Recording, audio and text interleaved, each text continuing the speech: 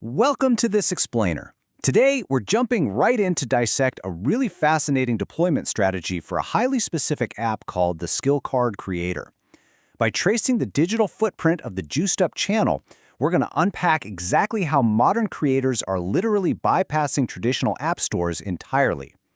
We'll look at how they leverage these massive platform infrastructures to get tools directly into users' hands, and honestly, what that tells us about the current state of digital distribution and creator independence.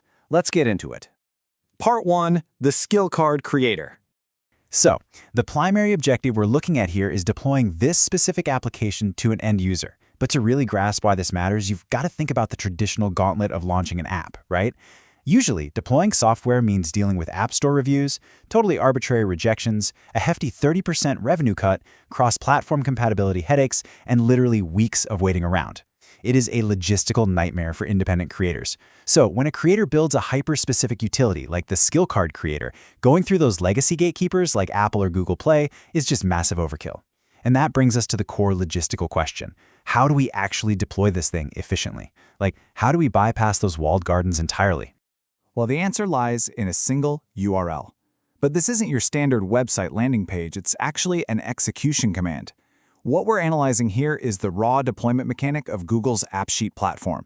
Now, for those who haven't built on it, AppSheet is this no-code environment that essentially turns a simple spreadsheet or database into a fully functioning, deployable app. It's brilliant.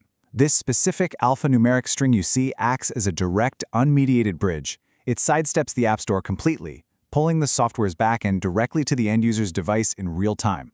It's a fascinating and honestly highly efficient workaround to the traditional distribution monopolies that have controlled mobile software for well over a decade now. Which brings us to Part 2, the mobile installation. Think about the last time you had to set up a custom app for work. It usually involves a 12-step process of hunting down QR codes, authenticating through a VPN, downloading a mobile device management profile, and basically praying to the IT gods that it actually syncs, right? It is exhausting.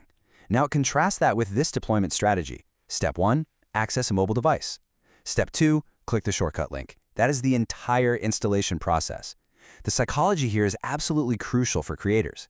Every extra click, every account creation screen, every single second of loading time bleeds user adoption. By distilling the whole shebang down to just 2 steps, the creator achieves absolute frictionless delivery.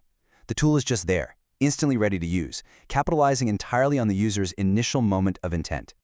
Now let's zoom out a bit for Part 3, the digital ecosystem. There's this really profound juxtaposition at the heart of this deployment strategy. We just talked about the sheer elegance and simplicity of the user's experience, right? Just tapping a single link. But the reality of the platform enabling that tap is anything but simple. When we look under the hood at the domain hosting this, we see the dense, heavily legislated ecosystem required to make that simple action possible. It's literally the ultimate duck-on-the-water scenario. It's incredibly calm, smooth, and simple above the surface for the user, but it is furiously paddling through a chaotic rule-bound infrastructure of overarching corporate policies underneath. Untangling the boilerplate text of this ecosystem gives us a stark look at how tech giants actually structure their environments. We can cleanly divide these massive platform rules into 2 distinct categories. First, you have the defensive armor, the copyright clauses, the privacy policies, the terms of service. This is the legal shielding, designed entirely to protect the platform from liability and outline exactly what is and isn't allowed. But then, the other half is the growth engine. This is the infrastructure built for user engagement and mechanics. Tools for creators, advertising networks, developer APIs, and beta testing features. That growth engine is exactly what allows independent developers to build things like the Skill Card Creator in the first place, while the defensive armor ensures they don't break the platform while doing it. Moving on to our final section, Part 4, the 2026 Horizon. So, anchoring all of this dense corporate scaffolding is a direct reference to a single creator identity, the Juiced Up YouTube channel. And this highlights a fascinating shift in modern digital power dynamics. A decade ago, an individual creator was just a drop in the ocean of these platforms. But today, entities like Juiced Up are treated almost entirely as independent ecosystems, or mini-corporations, by the platforms that host them. The massive Google infrastructure we just analyzed exists specifically to support, monetize, and distribute the tools and content generated by these individual focal points. The creator is no longer just a user, they're the fundamental anchor of the platform's value. Now, Here's a fantastic little detail hidden in the metadata. This entire digital footprint is definitively stamped by Google LLC with a copyright date of 2026.